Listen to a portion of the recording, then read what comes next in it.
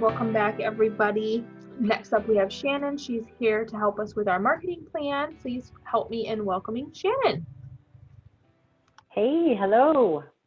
Hi, everyone. Thanks for posting that link, Jessica. The link to today's deck that you're going to see, as well as the past two presentations, are at the link that you can see in the chat box. Welcome, everybody. For those of you who are returning, I'm really, excuse me, excited to work with you on step 3 in creating our marketing plan. For those of you who are brand new and working with us, excuse me, we had one session that gave you the outline of a marketing plan so that you could put it into a Word document or a binder or whatever it is that you want to build your marketing plan in. And then for several weeks, we're going to be going over what goes into each of those sections. So last week, we had our brand promise, which is a big part of what makes you who you are. And we're going to refer back to a little bit of that and see if any of you want to share. And then today's is going into your business goals.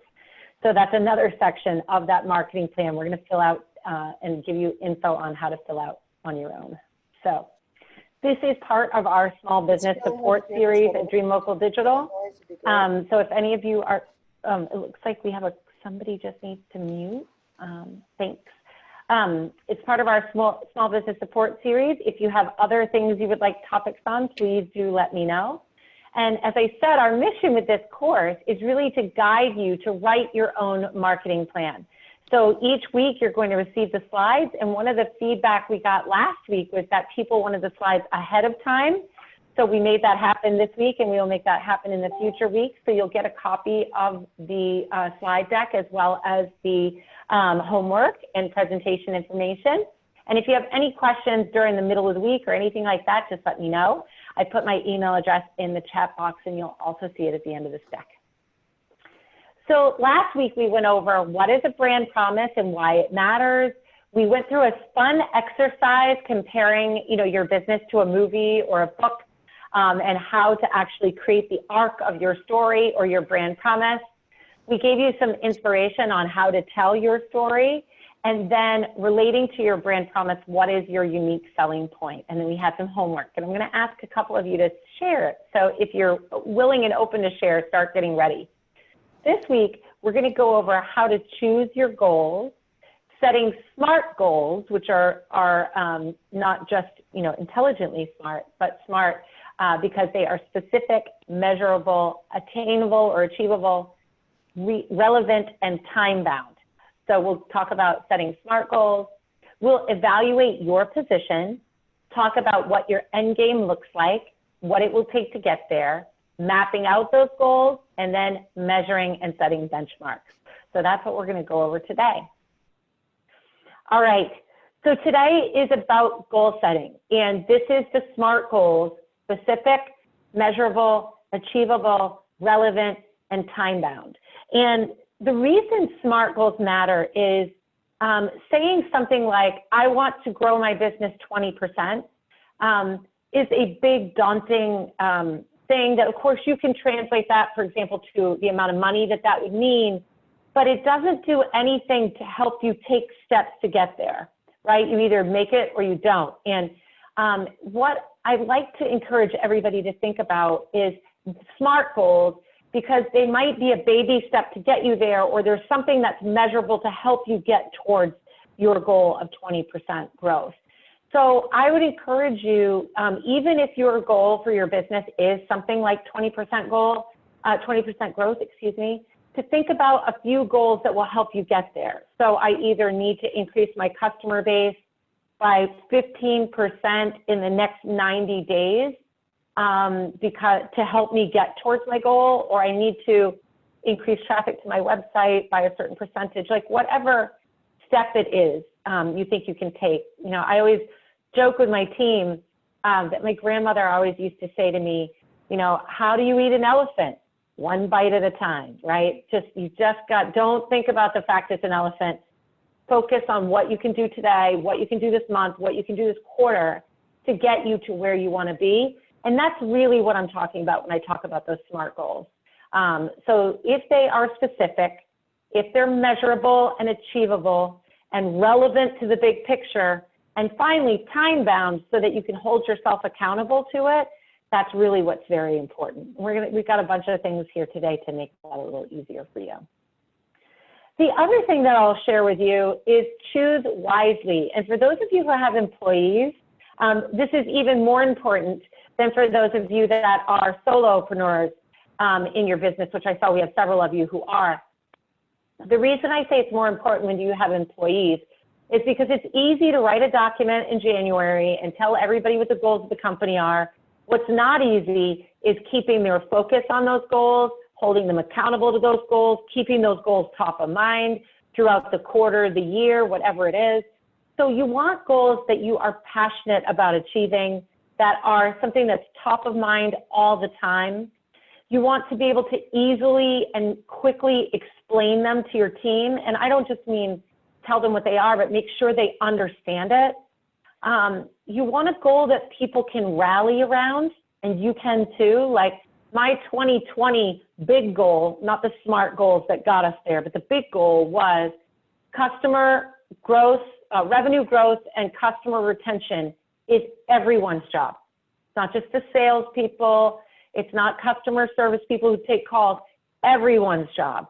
And so now everybody rallies around that as a company. Everybody knows that they've got to be thinking about a customer, even if they don't speak to customers. They're all focused on making sure that the customers are really happy. And so that achieved the goal that they could rally around. And then I had to set a series of SMART goals to help them get there, to empower them and let them know they're on the right path. But you want to make sure that you're passionate about it, that it's relevant, you can rally around it, and that you'll stick to it and measure results. Too often business owners don't measure their own results and hold themselves accountable. Like, I don't know about you, but some days I get done with work and I literally walk out of the office and I'm like, I'm ready for lying down now. Or, my brain is spent, but I need to recognize that I have to hold myself accountable and make sure that I'm hitting my numbers or whatever it is that I set for myself as goals. So choose your goals wisely. Shorter list versus longer too. Okay.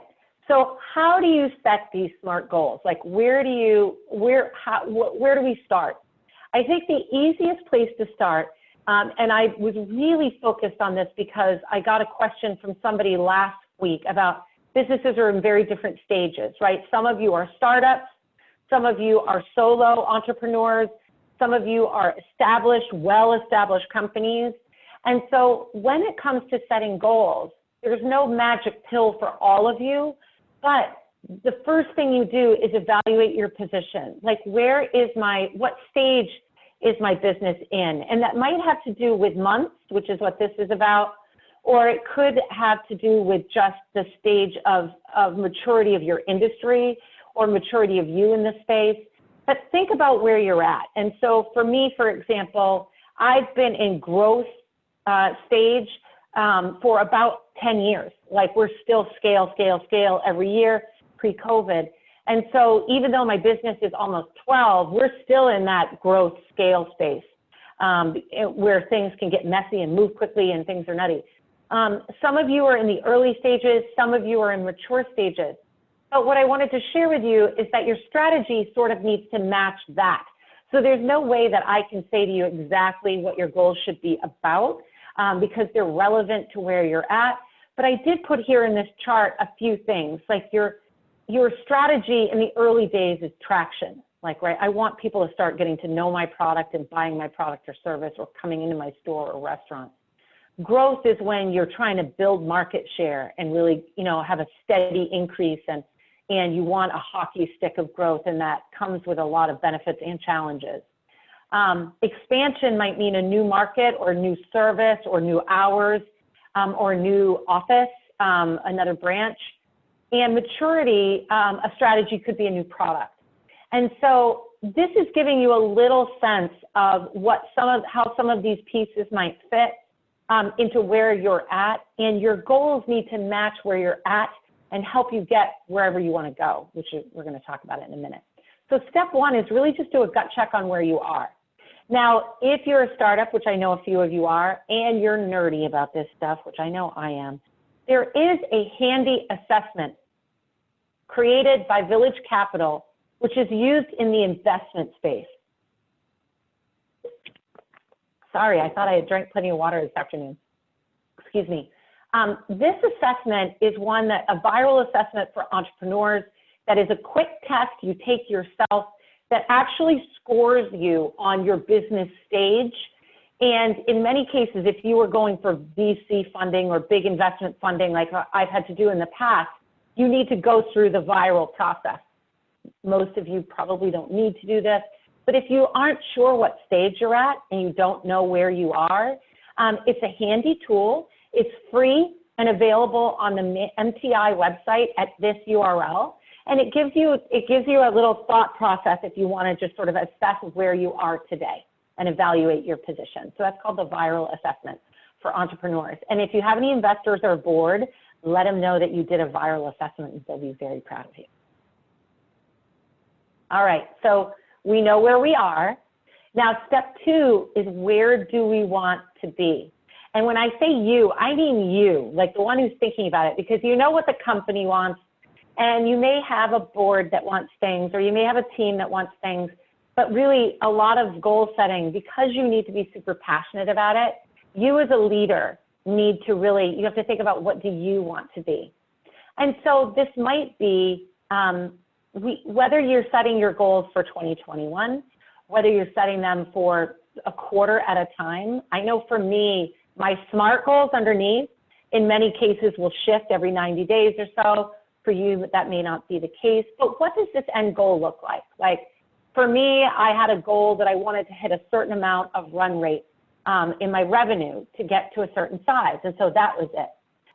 So when you're thinking about where you want to go, there's probably a business reason around that. Either you have a certain amount of revenue that you want to hit, maybe you want to try to hire a new employee and you want to get to that space. It may be that you want to be classified differently as a business. So whatever those goals are, think about what that end goal looks like, because I think the best way and easiest way to set your SMART goals is to say, okay, what's the big picture look like? And then what do I have to do to get there, right? So for me, let's say I want to hit $5.5 million in revenue this year. Then I look at where I'm at now. I look at that gap and I think about what steps do I need to take in place? What marketing steps, what sales steps, what are the key metrics that I want to measure here to make that happen? So is it about money and revenue? Is it about number of customers? Is it about loyalty or retention? Like I want to deepen my relationship with my existing customers, which is often something that more mature businesses will think about. So big picture, where do you want to be? So step 3 is really, this is where the rubber meets the road, and this is where SMART goals happen. What steps do I need to take to get from where I am now to where I want to be in whatever time period this is, 2021, the first quarter of 2021, whatever. Here are a few examples of things you might need to think about. Do we have brand awareness? I mentioned early on that if you're a very early stage company and you're trying to get traction, you might just be trying to make people know you're here and what you do. Here I am, here I am. Is brand awareness something you need to be thinking about, or are you doing okay there and you just need to keep it up? Is there a certain amount of revenue needed, either to hit your income goals or to hire a new employee that you might need? How many sales are needed to hit those revenue goals, and what is your closing rate? So for example, if you're a retail store and you need to generate a certain amount of sales, in-store sales to come out of your store to hit that revenue number, how much marketing do you need to do, or how many customers do we need to bring in to generate those sales? So start thinking about things like that. I'm working on this right now with one of our clients who's a roofer. And when I asked him that question, he was really struggling. And so we went into his database and I said, what's your average invoice rate, like across the board? And he's done some that are, hundreds of thousands of dollars, many that are, $1,800 to $3,000. And we realized that his average was about a $6,000 job, which is on a certain square foot house. And so we got to go get X amount more of those jobs. And that really helped him set his goals, but also to plan his crews, like how many crews do I need? Because you could get $100,000 roofs, but your chances are much higher that he's going to get 30, of the other ones, right, of the $9,000 roofs, that kind of thing. So how many sales do you need to hit to get those? And that will really help you about setting your goals, as well as in your marketing planning, because remember, what we're doing here is a marketing plan. And so that tells me what kind of customer we're talking to. It tells me the average amount of money that they're going to spend and how much I should be spending to reach them. So the other thing is, how are we going to get those increased sales? Is it going to be expanding our service rate? In the case of that roofer, we're actually expanding into other towns. Geography. Is it a new service that you're going to offer? Like in my company, I just launched a coaching product, which is very different for us, but we have a lot of small businesses that just want to coach. Great, so that's expansion of service. Is it a sale or a promotion that you have? So map out, think about, okay, what do I have to do to get those increased sales? And then any overarching business goals to consider. Like, for example, is your business seasonal? And so we need to do a lot of this in the winter or the summer. Is there a certain profit margin you have to hit to really be healthy? And if so, then that means we might not want to have big blowout sales. So take these puzzle pieces and start putting them together. Hold on one second. We have a business coach. It's a brilliant value add. Thank you, Jessica. So many businesses want to do more of this themselves, and they just want somebody to help them do it. So that was satisfying a need in the market. So I know this has been a lot getting to step 3, but it's not, don't panic. Step 1, where are you, right? What stage is your business in? Because you'll make decisions differently. Somebody who's just getting started makes decisions differently than a business that's mature. Where do you want to go? And pick something, pick a point in time and something that you want, and what is it going to take to get there, right? Like this is, if I was a fitness coach, we'd be measuring your weight and how many exercises you had to do. In your business, think about these puzzle pieces we're mentioning here, and then step 4 is mapping it out. So pulling them all together. Okay, so I want to increase revenue by X amount of millions of dollars this year. In this coming year, I need at least 2 new employees to get there. So that means I need to make these kinds of sales. My season works like this. And you'll start seeing, I draw it. So I'll have like a January, February, March, April, May, and I'll draw it out so I can start seeing puzzle pieces coming together, and that I should be doing these activities in the first quarter or the winter and these activities in the summer, et cetera. And it allows you to break it down into bite-sized chunks, monthly goals. Like, what step can I take today, this week, or this month to get me where I want to go? And that's super important, especially if you have employees, because employees want to rally around your goal. They want to feel like the work that they do is part of your future success, but they need to be able to see it, right? They need to see it mapped out. They need you to map it out and then reinforce it and refer to it all the time. So this might, then I get to the point, which is what I do, which is how does it look on a calendar? Even if you're just whiteboarding it out, figuring out what that means. In the case of the roofer, for example, he can do roofs 12 months a year. His crew's fully equipped to do that. They have all kinds of equipment to do it. But we know that consumers generally don't want to rip a hole in their roof when the snow flies, and so they tend to get panicky around the winter. And so this changes our marketing efforts to talk to people and make them feel safe and let them know, hey, I'm going to hop up there and I'll be right down. It's going to be okay. And I can work in the snow, don't panic. But it changes our messaging entirely during that time than it does, say, in the summer or fall. And are there any changes to your business needed? For example, if you're going to handle that many sales, and many of them are going to be e-commerce this year because it's a pandemic and people are going to buy online, does that mean we need to make any changes to the business? We need With one of our clients, we're helping them build a fulfillment warehouse now because so much is happening online that they didn't have a space to pack and ship all that stuff. So those are things to think about, you know, where are you? Where do you want to go? What steps does it take to get there? And how do you map it out so that it's achievable, right? That it doesn't feel so daunting. And then you can start seeing what you can do in bite-sized chunks to get there. Then step 5 is this is the step that most small business owners miss. We're so busy doing the work that we do or doing our job that we forget to turn around and see if we're really hitting the goals that we wanted to hit. When somebody else is your boss, they hold you accountable to this stuff. When you are the boss, you have to remember to hold yourself accountable and remind and hold your team accountable if you have a team. So how will you measure? Get specific. I make my leadership team report to me on key performance indicators or key metrics in their department every week. What is your churn rate? What is your customer satisfaction rate? How many new customers did we get? Whatever those metrics are, be very specific about them. If you knew that number or that thing, how is it going to change how you make decisions in the business? How does it inform you to make decisions? Be very specific about how you'll measure it, how often you'll measure it, and make sure you can keep it up. Don't say daily if you really mean weekly.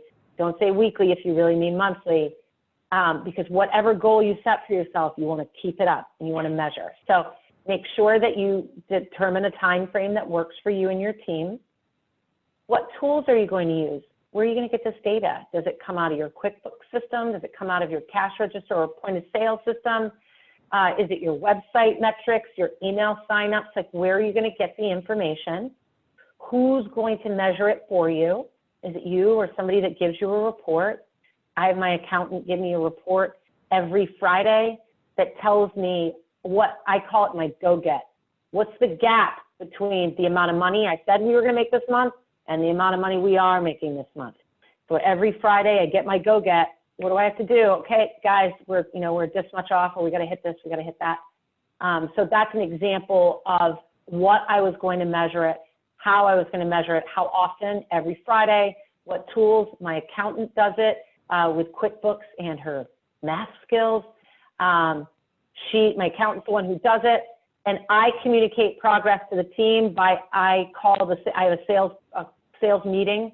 I call my sales team and I share with them what the go-get gap is, and we discuss our strategy to achieve it.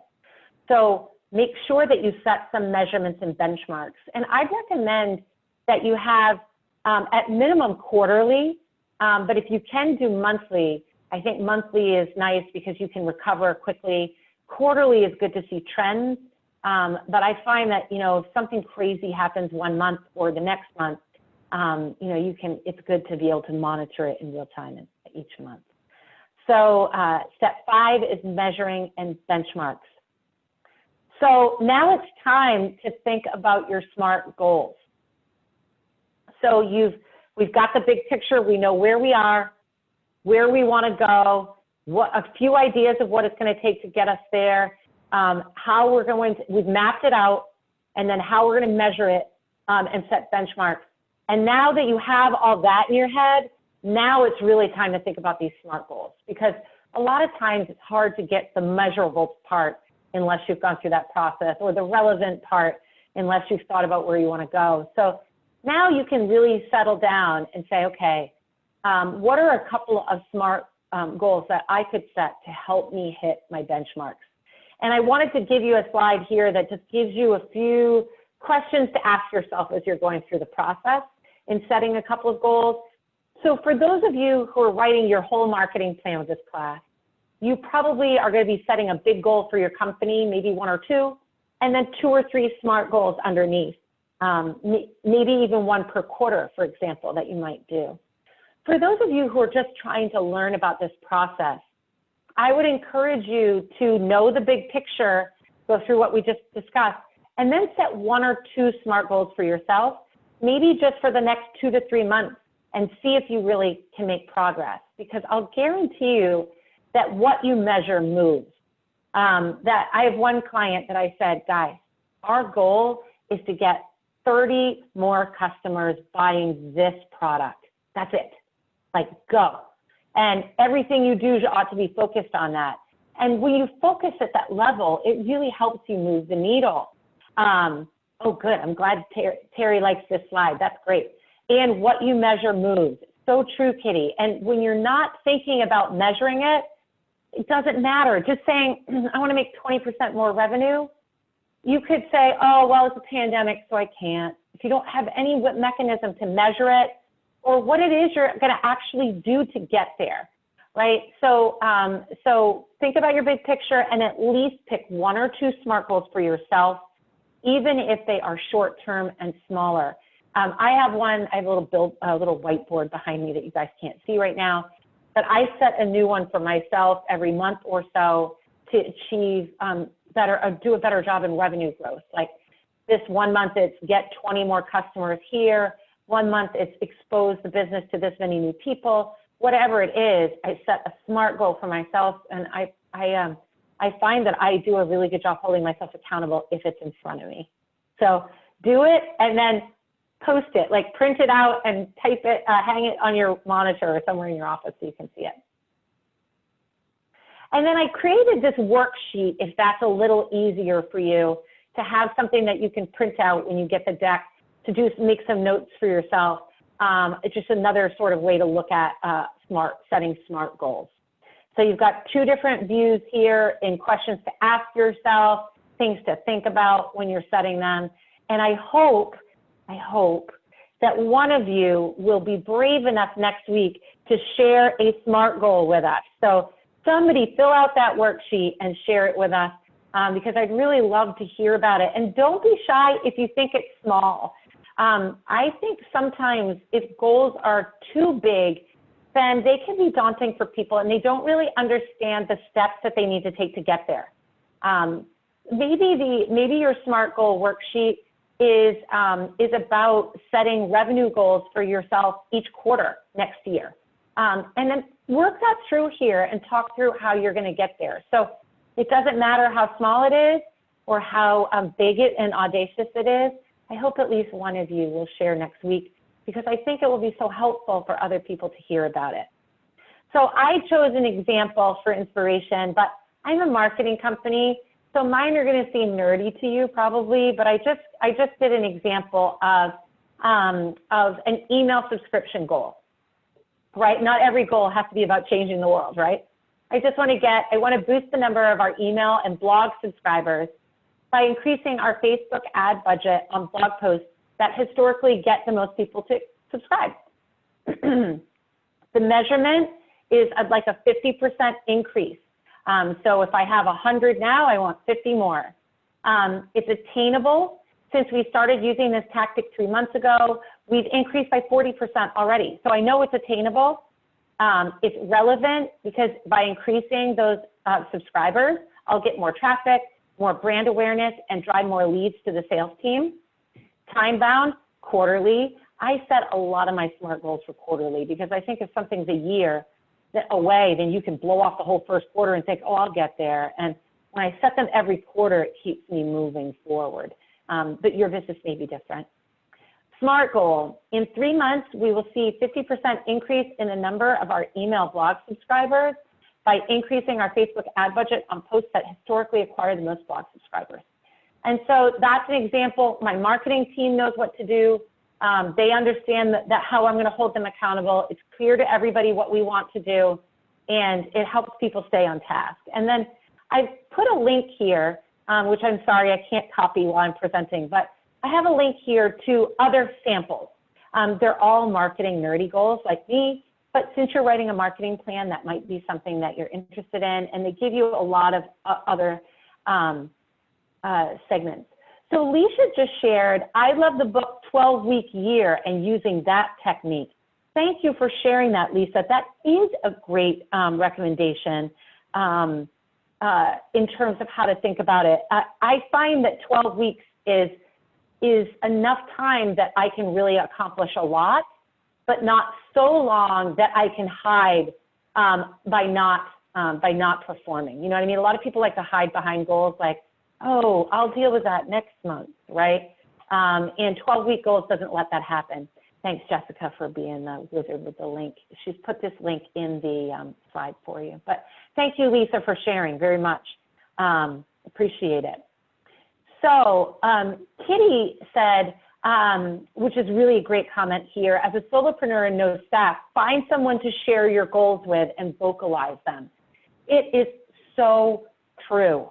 You know, find a buddy, another business owner that you can bounce things off. I have one business owner who was a client, but we also became each other's bosses, like our board of advisors. And we went over our financials with each other. We went over our performance to goal on a monthly basis, and we did goal setting and reviewed each other's goals together so that we both could be there for each other. Because you're right, Kitty, it matters when you're a solopreneur.